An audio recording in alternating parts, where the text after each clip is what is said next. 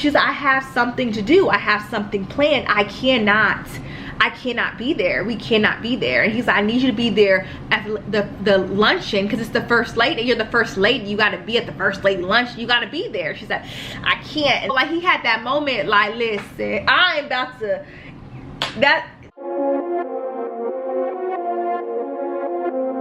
Hey J Warriors, and welcome back to my channel. This is Jessica Marie XO, and y'all listen here. I am coming to you with my first review, y'all, okay? Because you know how my channel go. I normally do my vlogs, I do my motivational talks from time to time, all the time, and I also love to do a little cooking on the side. But y'all, I really was so excited when the Clark sisters, the first ladies of gospel, premiered yesterday on Lifetime. Listen, we about to break down this movie. I'm about to give y'all my first review ever, so please have grace on me, y'all. And we're gonna just dive in deep, y'all, because the movie was just so good, and I just want to talk about it, and I just want to get y'all in the conversation. So if there are points that I'm hitting, or even points that you feel like I missed, girl, like, girl, did you see this? Write it down in the comment bar, y'all. I want to hear what you got to say, because the movie was so good. Though I will say this is my only, I would say that I would prefer if they did do it. I seen some comments on social media, but BT, you know how BT be doing it or whatever. You know how I love the New Edition movie. That was amazing, and I also love the Bobby Brown, and I loved how they broke it down and they really dived deeper. First of all, there's 5 sisters. Shoot, give us the main, them as a group. Then they could have broke it down. There was so much more diving that we could have seen in each sister, in their lives, in their traumas, in their tests and trials. And it would have been nice that those things weren't rushed. But I do understand it's a movie, and shoot, maybe they can write a book or something, honey, and we'll purchase it. I mean, I just would have liked to go more deeper, because there are some questions, especially y'all. I don't know if y'all like me, but I want to hear a little bit more about Denise. And I know she probably, who knows if she was no, I don't think she was part of the project. But it's just like, I want to hear her story, girl. Are you gonna give us a tell-all, girl? Because listen, I want to know. I mean, who's with me? I want to know more about Denise. I want more tea, because I was just watching something too of the when they were on The Real, and I think Jenny asked if there was anything that they held back in the movie. Like, did you guys just show anything? Were you nervous to show certain things? And hun, they said they held back. They didn't. I mean, of course they ain't gonna tell every little skeptical of things, but they did put out what they felt, kind of gave just kind of the bigger picture, honey. But we want the small details. We want the we want everything. So let's get into this review, y'all. And before we start though, do not forget to like, comment, and subscribe, y'all. Okay, so let's talk about Holly Carter. So she is the producer of this film, y'all. She is the brains behind the operation. I know that they've been, of course, calling out the big names, honey, like Queen Latifah, Mary J. Blige. There's another one. I'm so sorry. Oh, Missy Elliott. So I'm sorry, girl, music make me look good. Okay, sorry, Missy Elliott, right? So Holly Carter, I was watching her interview. So y'all, I'm coming to you with, of course, I'm the type of person, I can watch a movie or even lean up to something. I'm gonna do my invested undercover work. Like, pray for me, y'all, because I'm quick to, even while the movie was going on, I'm like wanting to know more backstory, why it was too much. I was doing too much. So anyway, Holly Carter, y'all, what she wanted in this movie for us to get was the feeling of woman, faith, redemption. And I felt all of that. The empowerment of women, the faith that in tests and trials to always keep God in front. Just pretty much that when things did happen in their life and when things did turn left, who did they consistently I wouldn't even say fall or lean on, but they did. They leaned on God, but God was always the foundation. I think this movie also taught you how important it is to have that foundation with Christ. I mean, we go through a lot of things in life. We go through tests and trials. We go through things, but listen, God got us. You know, I say that a lot on my channel. But what she was speaking about was God gave her this idea, and she drove down to Memphis to get in touch with I don't know who she get in touch. I think she got in touch with the sister, but I feel like she got in touch. I don't want to say the wrong list. I guess I wasn't doing too much research. I heard it. I'm just gonna say it how I wrote it. So anyway, I think for some reason I want to say Donna Lawrence. She got in touch with Donna Lawrence to get in touch with them, but I am unsure, honey. So forgive me for misread facts, but anyway, God gave her this idea 17 years ago. And there was an interviewer who asked Holly what took her so long. Like, what do you think took this project so long, girl? You've been having it for 17 years. Or not even having it. This vision it took 17 years in the making, girl. 17 years? 17 years?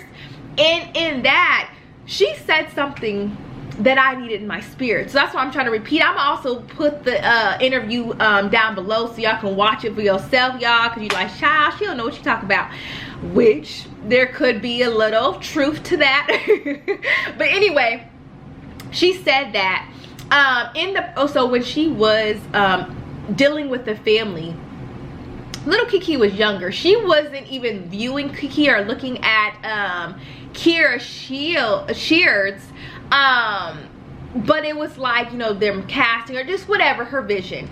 She felt that Kiki had to grow up to play her own mama, and she thinks that that's truly probably what took the process. And what she also said was, there is a time, there's a season, there's a purpose for everything. And that is a word for somebody, y'all. That was a word for me. I'm even saying it again. There's a time for things in your life, there's a season for things in your life, and there's a purpose for them. So it's like everyone's trying to feel, okay, girl, you taught this movie, it's in development, girl, you got these 3 great executive producers, girl, like what's going on? But the fact that the movie could not really, I mean, when I say Kiki, let's shout out Kiki, okay? Kiki, you did your thing, okay? Playing her mother Karen, y'all. Her voice, can we just take a moment of silence for Kiki's voice? I mean, wow. I mean, all of their voices were so beautiful. I mean, honestly talented. But Kiki, girl, I maybe since I'm a fan, I'm a supporter, because I listen, I follow her on Instagram, girl, and also follow her on YouTube, or I'm subscribed, girl, I'm subscribed. But anyways, you did a fantastic job.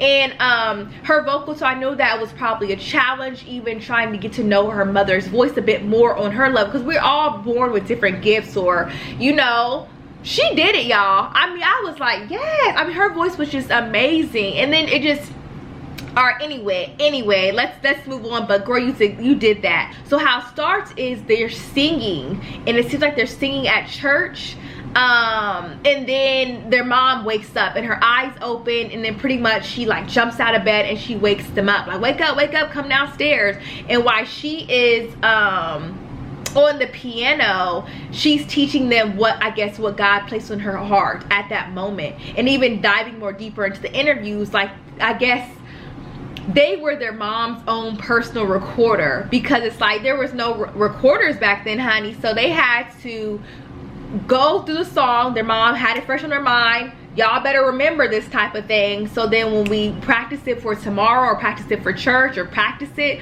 y'all would know these lyrics. Also highlighted in the movie was the word easy. So her mama's in play. Let's talk about that.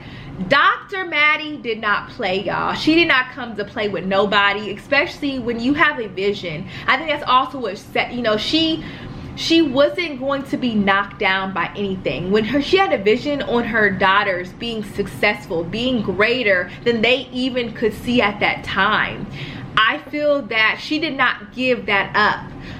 There was even a scene where she was like, honey, I mean, they're better than the Jackson 5 because they're, you know, her husband. Well, honey, we'll talk about the husband later.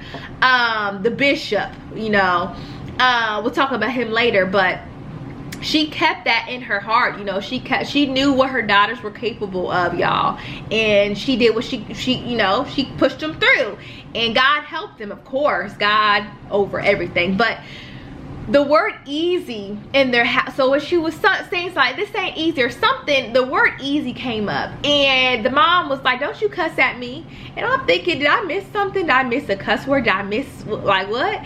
And she was like, you know, you're not, I don't want to hear the word easy in this house. Because first of all, nothing in life comes easy. When we want something, and that's what also this movie showed, and it was so inspirational, that when you want something, y'all, like that business, that book deal, that acting gig, that modeling job, you really got to work at it, y'all. Y'all can't think like stuff is handed to you. When you watch these ladies, their hard work and effort, honey, they were not playing with y'all. They were not playing. And well, truly, their mama was not playing.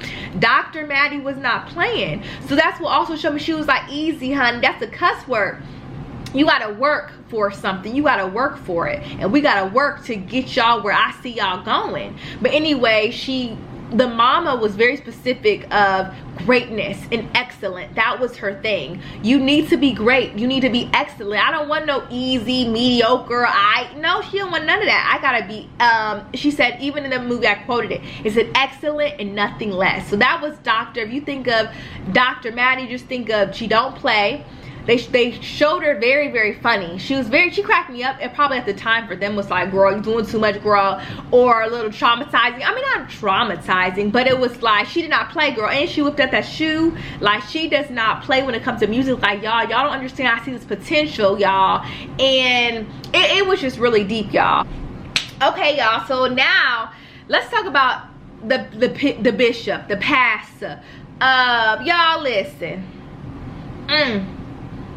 And it's really disappointing, but you hear so many stories so similar. Before, listen, I'm thinking too ahead of myself.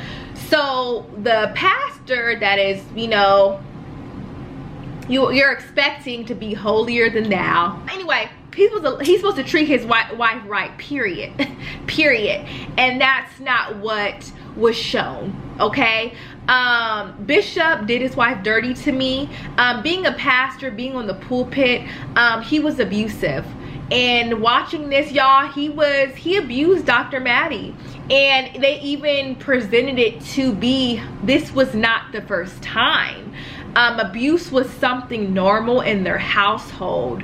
But I think the moment they did highlight was when there was 5 sisters in total, right? So in those 5 sisters, it was like she was on a date, or this is how they presented it. She was on a date or whatever. She was getting her little Mac on, and he was walking her home. Y'all, she heard, you know, they were about to do a kiss. They probably did kiss, but then it was interrupted by, you know, violence in the house. Like, it was just something, screams, and she ran in. She's like, you okay, you okay? And he was like, he's like, you know, and she's like, no, it's okay, go home, I'm fine. Are you sure? Like, he was like, no, girl, like, I'm here for you, like. And she was like, no, you know, it's cool, especially like, that's probably his bishop, his pastor, honey. She was like, no, girl, listen, keep it under the rug. That's what we do in our community. But anyway, she went inside the house, y'all, and she heard him. She went upstairs. Well, first of all, let's talk about this part. What I was shocked about, and I don't know if it happened this way or not, it probably did if they put it, and the sisters that are all alive, that they were okay with this part being released, because I'm like, girl, I'm side-eyeing them. But anyway, the sisters were in like by like the dining room table, like, you know, and they're just kind of scared, like like, you know what I'm saying. And it's just like, first of all, there's 4 of you guys.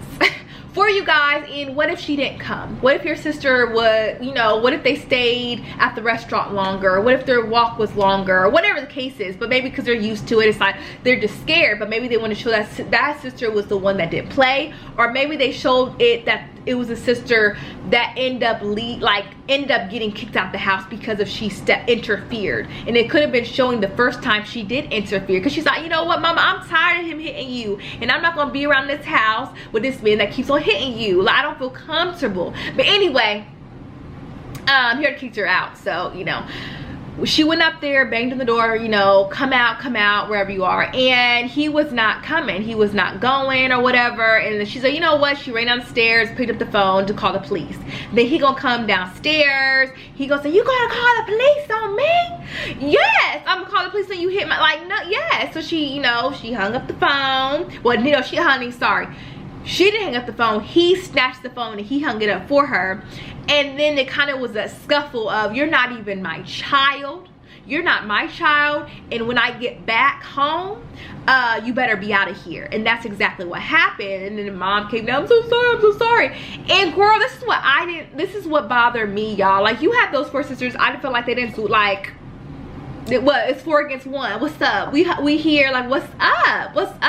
But they were really, like, looking scared in the car, and that is scary. I don't know how old they were and even how traumatic that is, you know, with the trauma and abuse, and even watching my own parents argue, you know, having moments of not knowing if I should say something, stand up, or even I think I did say some things and I got put in a child's place real fast. But you know, you at least attempt, and they could at least show them attempting to do something, bang on the door, shoot, even call 911 before their sister even got there. But then also with being Bishop, I mean, there's so many layers, honey, that I don't know. But listen, if they would have did the new edition 3-part series, honey, we would have got a little bit more about their childhood and more, you know, more of that. But we did get the gist of it, which that's what they honestly wanted. Sorry, I skipped. So anyway, before all this, the daddy felt this. Okay, so first of all, I jumped, y'all. My bad. Excuse me. Ooh, let me rewind.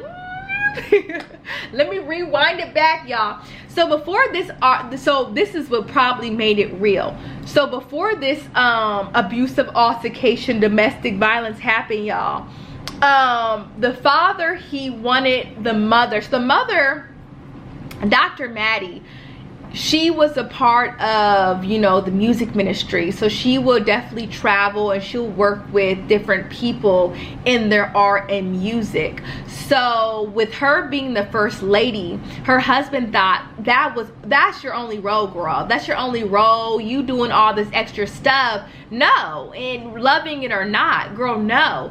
And even too, got to a point of, he didn't care about what she really wanted to do for her life, but because he was like, pretty much, you're the first lady, you're my woman. And he, I guess they're trying to show in that moment, I guess, him feeling like neglected by her, you know, especially in their church. You know, he had the expectation that as a first lady, you were supposed to be right here, nowhere else. But she was like, first of all, being a first lady don't pay the bills. and she didn't say it exactly like that, but that's what she said. She probably did say, no, she did say it like that. But she was like, don't pay the bills. So she has to do something more to, you know, y'all have 5 girls. You have 5 girls to take care of. She needed more. Like, yes, y'all were getting money from the church and you were pastoring, but she wanted to help you. She was trying to help you out, husband. She was trying. You know what I'm saying?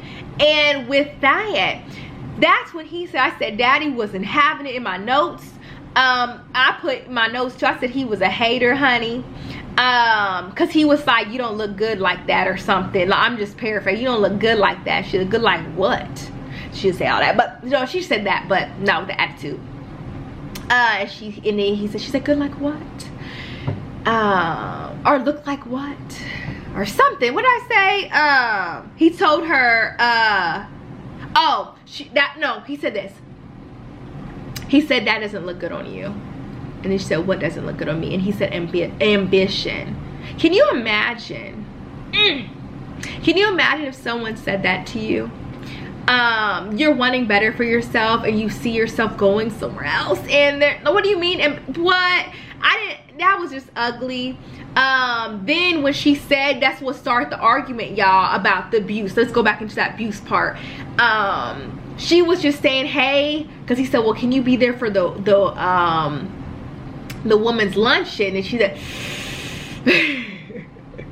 you know, you know how you have those moments where you have that good case, that good fight, and you're like, yeah, I got you next time, girl, I got you, like, I'm sorry, you know, and they're like, well, okay, well, what about on April 14th? And you're like, ooh, not that day, but the next day I got you. And it's like, girl, so I think at that moment he had that, girl, like, he had that moment, like, listen, I ain't about to, I mean, that's honestly how it was. He was like, listen, you got me messed up, because she's like, I have something to do, I have something planned, I cannot be there, we cannot be there. And he's like, I need you to be there at the luncheon, because it's the first lady, you're the first lady, you got to be at the first lady lunch, you got to be there. She's like, I can't. And that's when the earrings came off, and you know what I'm saying, well, not her on her part, but that's what he did. I think that, I'm gonna say it, if you're a man and you hit a woman, that's you're not a man in my eyes. So that's, yeah, the earrings came off in his case, honey, because that was ugly.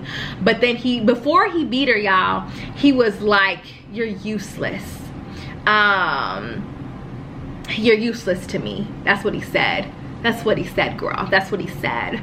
Following up that altercation and past the throwing her out the house, y'all, okay, first of all, let me be clear, I'm acting like there's only one sister. I know there's 5, of course, but he threw Jacky out the house. That's the sister. I'm sorry, let me get names, y'all, because you're probably like, what in the world? He threw Jacky out the house, and he said Jacky was not his child. So that's the sister that was thrown out the house. But what I wanted to know, with her being thrown out the house, or her leaving, and she, you know, got her job, you know, she's doing good on herself, she met that fine guy that walked her home, he was still in her life, they end up getting married, y'all. I mean, anyway, that's skipping ahead too, but it's like, I wonder how long. So anyway, in that, or within that, the mom comes to her job and, like, you know, pretty much, you're still living here, I want you to come back to the house or whatever. And she told her, I divorced him, I filed for divorce, it's official. But what I want to know is, how long did that take?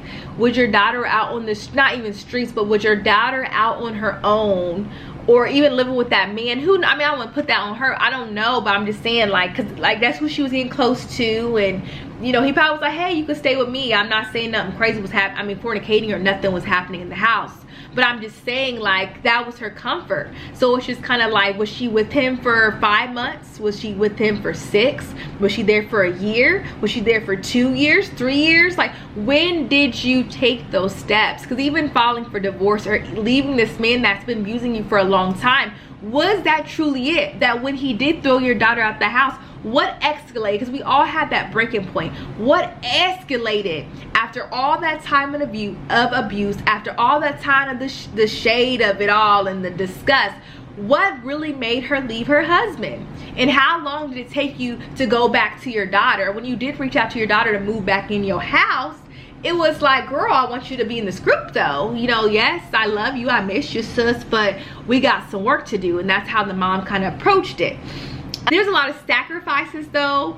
I just think that in life, when we want stuff, it's so crazy though, y'all, that we have to sacrifice. It brought me back to the Michael Jackson movie.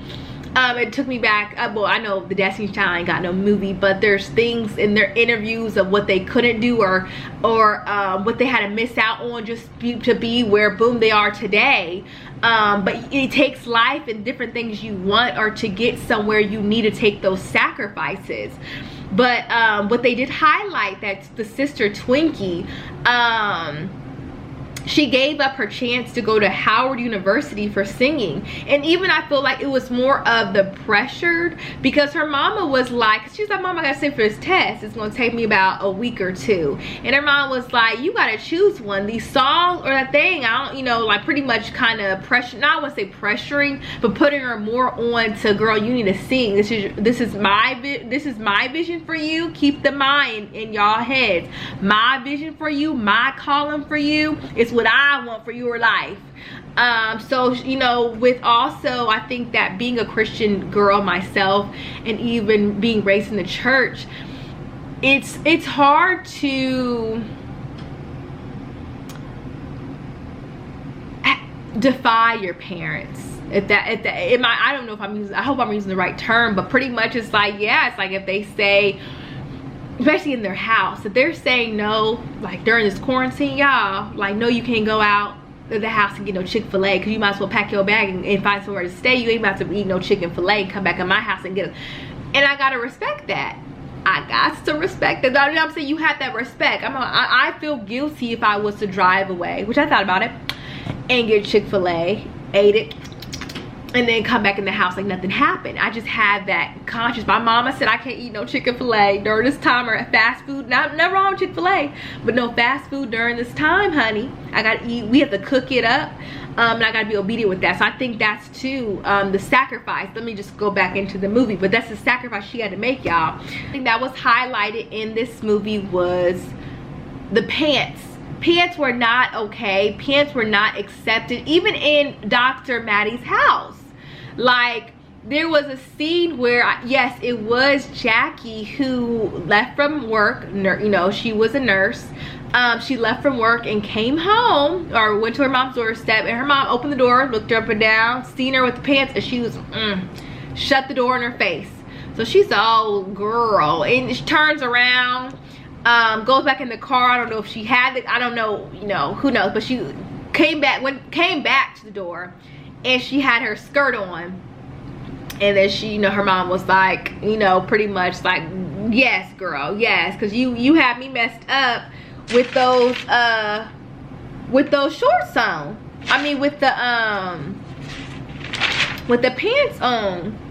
All right, y'all, so let's jump into Denise, girl. Denise was doing her own thing, child. She was doing her own thing, and her mom's issue with that is, if you are going up there and you are singing God's grace, his words, and you are letting God, his anointing flow through you, right, to these people, you should not be living in vain, period. And what pretty much is like, she was very clear on, you're singing, you're preaching, you're moving to God's living word, but you have another side to it. For example, this is a good example, what Dr. Mattie was pretty much saying. Like Pastor. Like the fact that he's in front of all those people, he's loving on his congregation, and he's saying God this and God that, and showing he's a family man, and I have these 5 beautiful daughters, and look at my beautiful wife over there. This is not what they, you know, but it was like, but then I go home after church and I'm beating my wife's butt. That's not of God. You know, it's like when you know, I guess that thing of when you and your significant other are cussing or arguing at each other before church. The whole ride there, the whole ride to church, just dogging each other out. Like, it's nasty. You cry all over your tears before you get in. Then you're like, hey, how you doing? God is good. Like, girl, listen, girl, you guys almost wrecked 3 times, girl, and he mentioned divorce 5. So it's like, girl, no. Like, no. And then it's too much. It's too much. But pretty much, what we are preaching, what we are showing in our walk with God, that's what she was saying. Like, girl, you cannot be trying to live that way. You can't be. I think in this movie too, what I seen was each one of these women wanted to find their own identity, or some of them fell in the categories of just wanting to just please your mother. I don't know, even in God, we want to do things to please God. Like, the mom was really into wanting to do all she can to give God the glory and to give God the honor. And I think with these girls too, rather even having, I don't want to say the better background or understanding of Jesus Christ, it was more of, I want to make my mother proud. Like, my mom wants to make God. Of course, I want to serve God, and I want to shout, you know, like, thank you, Jesus, and it's about God. But I think that these women, these sisters, y'all, they wanted to make their mother proud most of all. Like, when we want, like, I want to make my parents proud still to this day. You know what I'm saying? And I just think that there's something about that approval. You know, when we meet God one day, you know, we want to hear from him, well done, my faithful servant. We want to hear that, you know, oh, that feels so good. You know, if he's like, you know, anyway. But that's what I got from that. They seek that approval, or some of the sisters for sure seeked it a bit more. I know Denise, honey, she was over it. I think she was over it. I loved how they showed the side, like she was kind of going out. She was kind of doing her own thing. You know, while they were living their life, she was, you know, she would be like, hallelujah, hallelujah. I mean, she was dancing. I mean, she was doing what they were doing, but she wasn't going to be at home. Like, after performance, I mean, can I let my hair down? Like, can I breathe a little bit? Twinkie, y'all. Twinkie, which was amazing, y'all. Which, if y'all don't know, she wrote most of all of the Clark sister songs. She was talented, and she could sing. So not only, y'all, like, listen, I don't know, I mean, Twinkie, they're still doing their music, but she could be riding for some really hot artists, for real. Like, she was truly, God gave her that talent. And she played the piano, y'all. Organ was the organ. I mean, she was just creative, y'all. But anyway,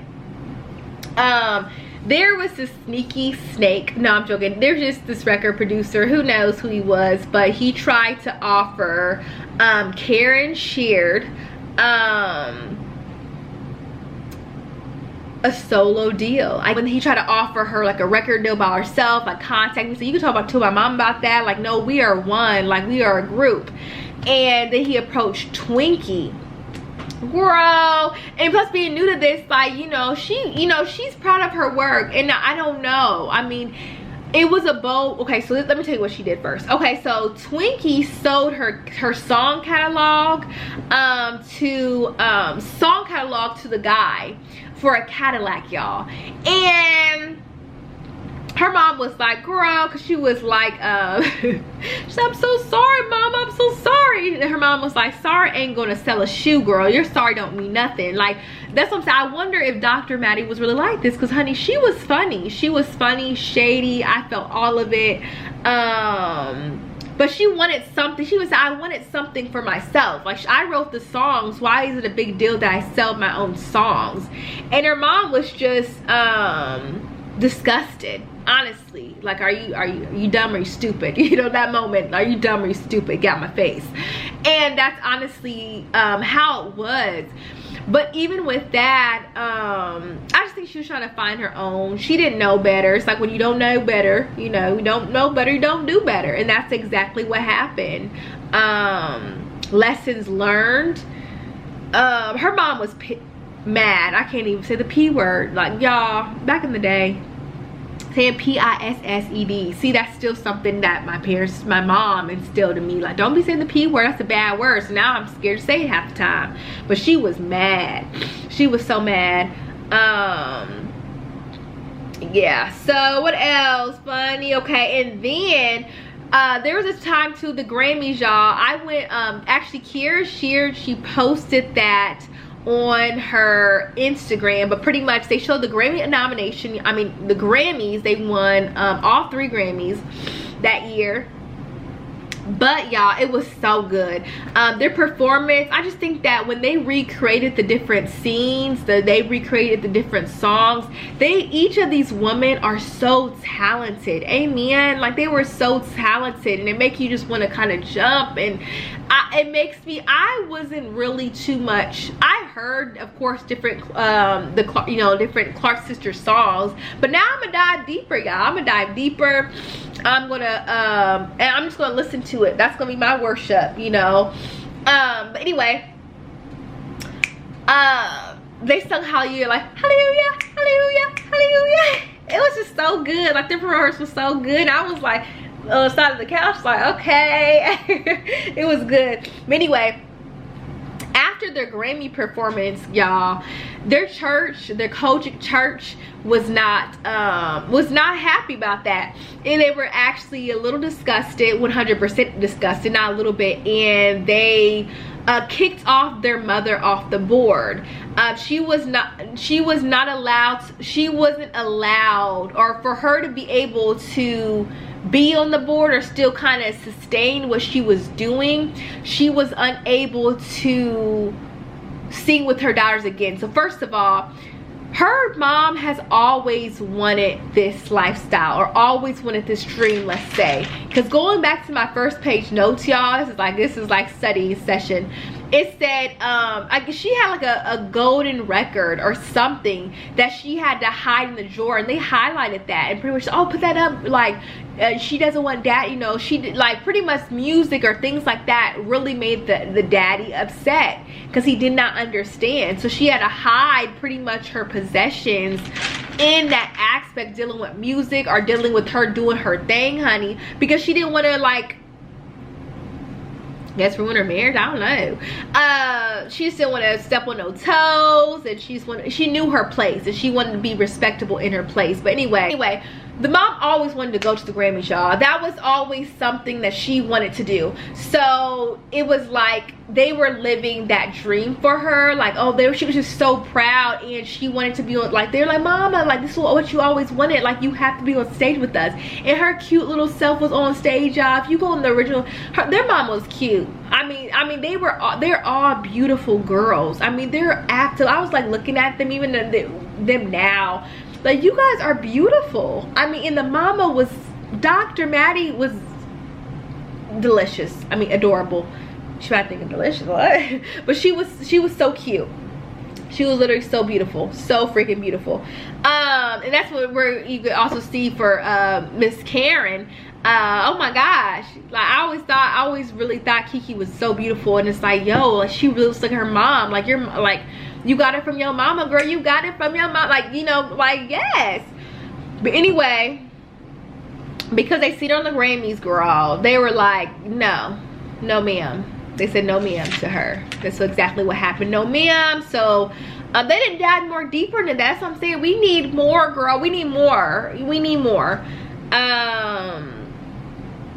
Denise, back to Denise, y'all. It was revealed that she was okay, so pretty much in touring and stuff. They were signed some record deal, and Denise asked her mother if she can watch her 3 babies, and she was just like, no, like, I already raised my kids, girl. You got to raise your own kids. And she was like, bet. And when they went to that meeting to sign the contract, she said, I'm not signing. And then she asked the guy to leave. Like, I mean, Dr. Mattie was, can you leave? Because, you know, she wanted to talk about it. He said, no, like, this is your dream. And it just kind of, it definitely went left. It was very, very, Dorinda, DoDo, she said something really nasty to me, but that's how she felt. You know, I think when you have the love, you have the fire, that passion for mama, it's like, girl, really? Like, we finally here, and you really gonna mess it up? That's probably something I was like, well, I won't say this, girl, but she was like, you are my sister, but you were always hard to love. Can you imagine if someone said that to you? Could you imagine if someone said that to you, like, you are my sister, or you are my brother, or you are my friend, and you were always hard to love? Can you? And that's when Denise kindly was like, you know, you have always been my sister, and I've always loved you. And I love how they kept that, like, I will always love you. Like, you were never hard to love. I mean, with family, you know, you go through your ups, and it shows you that dynamic. You go through your ups, you go through your downs, girl. And yeah, it's just, it's deep, y'all. Let's get deeper, more deeper into Twinkie. So Twinkie met somebody, and I know the other sisters met their significant other before, you know, before her or whatever. They got married, you know, they're in their lives. But Twinkie, I think that it kind of showed just kind of that vulnerable side of her, because it's like you're looking at everybody. It's like when you're single, and you, like me, I'm seeing all my friends either boot up, relationship for the longest, 2 to 3 years, 4 years, 5 years, married or engaged. You know what I'm saying? Some have kids, some don't, whatever it is, vacations. But you kind of look at it like, say, where's mine? And you know, you kind of feel some type of way. To kind of show too, like, she sees her sisters getting married or meeting the man of their dream, and she's like, must be nice from a distance, must be nice, you know.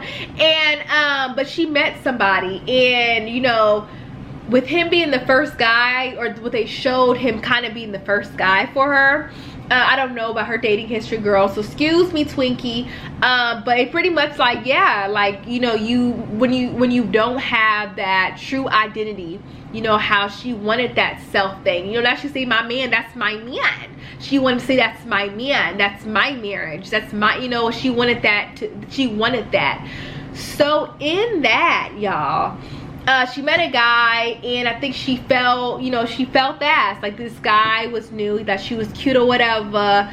Y'all listen, the other ladies got married, and they also showed this too. The other ladies got married, but they still were part of the group.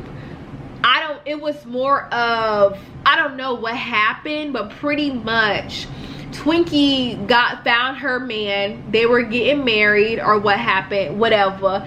And when they got married or were getting married, who knows, but she was gonna move to be with her husband, and she told her family, and at the time it was Jacky, Dorinda, and Karen, and Karen, the three.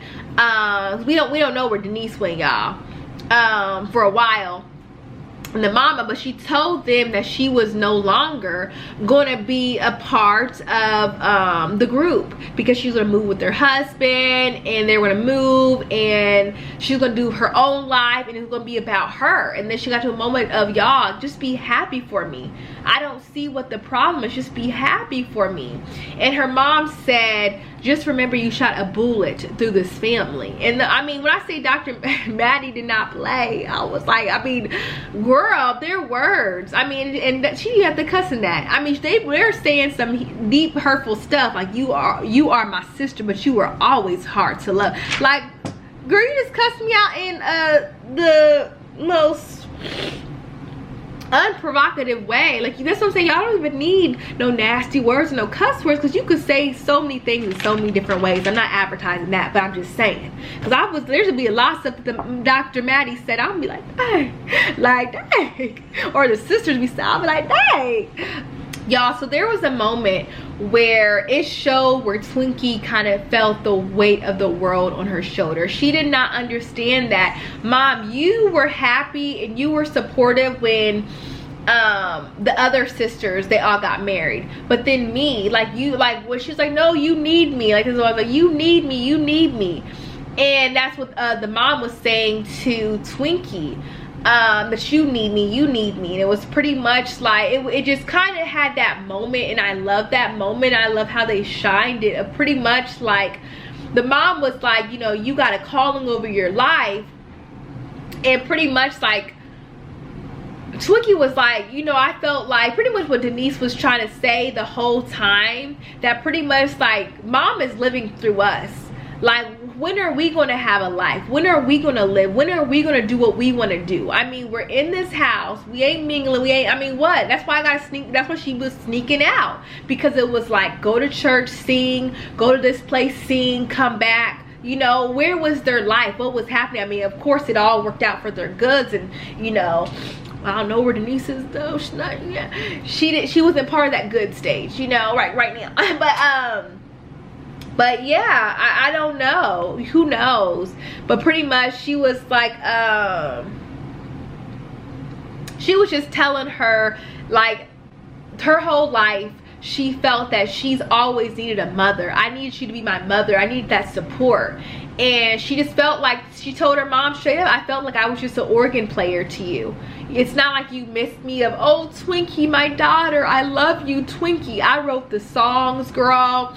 I traveled with you, girl. I gave up Coward for you, girl. I gave up all my dreams. I've been sacrificing, and I'm not going to sacrifice my love. And I think too, with all of her weight of the other things that she was dealing with or trying to heal from, that's why this guy thing, she just kind of hopped on it. But what I will tell you, Twinkie, I don't know how you let this slip, sis. So it got a little heated. I forgot why it got a little bit heated. Something was said. Oh, by pretty much the guy, like, girl, you gonna fall for the first guy that calls you pretty. Like, girl, get on. Said, like, pretty much, like, she told her man to, like, go outside, wait for me, babe, I'll be in the car, type of thing. And he ended up, maybe she was there for a while, who knows, but he ended up coming back in, was all right, let's go. And then she's like, no, whatever. And she was holding on to her daughter, like, no, whatever. And this man had the audacity, girl, the audacity to push her down to the stairs. And I don't know how dramatized that was, girl, because I'm side-eyeing you, Twinkie, a little bit like that, because that is sign number one. Like, first of all, he does not respect you if he doesn't respect your mama, girl. And Lord knows how he treats his mama. It's just, there's so many layers to that. Like, what, like, literally, I wanted to know, girl, this, like, is that really what happened? I know, were you trying to show that abuse in another angle, girl? Did he do it to you? Like, you want to put your mama in?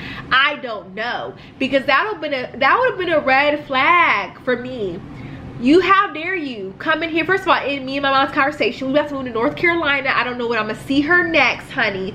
And you're literally coming like, it's time to go. Strike one. Then strike two, girl, you push my mama. Then I'm like, oh, mama, you okay? I'm holding you. Like, no, you pulling me off my mother. And then you're taking me out to the car? No, ma'am. I just thought that was just so... That was bold. That was so bold to me. That was so ugly.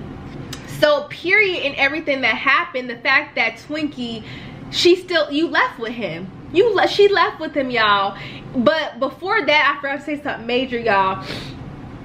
The mom was saying that her whole purpose in this group, and for her she needs to use her own her God-given talent. So, for example, she was like, you should be pleasing God.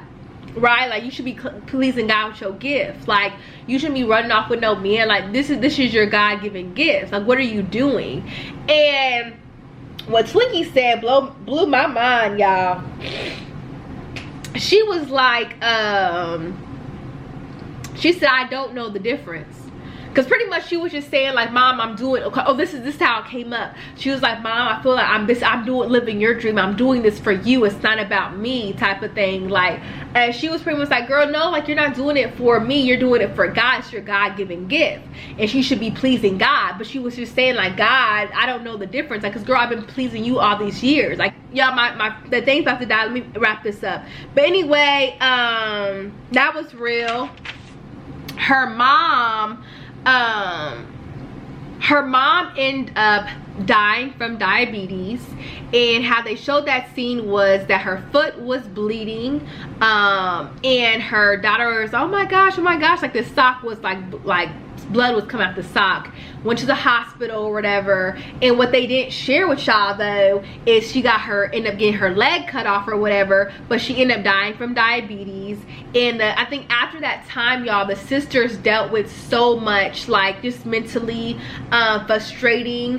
Twinkie, after she left her mom's house, what it seemed to me to be, y'all, she did not go back, y'all. She did not go back. So it's like, when her mom wanted her and her mom wanted to reach out to her, y'all, she was not having it. She was doing her own thing, like, I got this. But then when her mom died, of course, she felt so much guilt, felt so much shame, and she ended up having a psychotic break. Like, oh my gosh, I mean, wow, like, mama, like, oh my gosh, like. And then and that was Twinkie. And then Dorinda, it was contemplated suicide. But I wanted to dig deeper, girl. Like, what it led up to it? Was it just your mother's death? Was there something else going on? I mean, because there's just so much. Just maybe like, oh, the loss of my mom. I mean, who knows? And then Sister Jacky, strong. She was just definitely the strong one, trying to do this with her kids, her family, help her sisters out. But it was probably definitely hard for her as well. Karen also was doing, they didn't really dive deep around that time. Something else big. Karen, y'all, oh, the funeral. Oh my gosh, it's about to die, y'all. I'm so okay. The funeral. So there was some shade, y'all. So in the funeral scene, they gonna whisper, one of the sisters gonna whisper, did you know that she was coming here? So pretty much they were saying that about Denise, and then pretty much Denise Clark, she ended up, you know, that time, y'all, since she had 3 kids, y'all, she has 7 kids now, and she told on herself there. But digging more deeper, y'all, she was on the program, y'all, and Aretha Franklin was on the program. So I don't know if they just kind of added that in drama. If I was Denise, I would be mad that they portrayed me in that light, like I was going off doing too much at the church. That's my personality. People said that they enjoyed themselves, so I think that they added, you know, kind of milk that. But I don't know the situation they're calling, or if they try to just put everything in one, I don't know. But I was like, girl, if she, like, they were like, why, if they said, did you know she was going to be here? Did you know she was coming, or who invited her? But she was on the program. So I don't know why that was necessary to put in it. It was shade for real. Then pretty much they had a limo. They were right to the mother's gravesite. They did not want Denise riding with them. They did not. And Karen made that plain and clear, like, you gonna really do this now? You gonna really do this now? And that's when she kind of got bucked with her sister. She said, I'm still your sister. Like, what happened?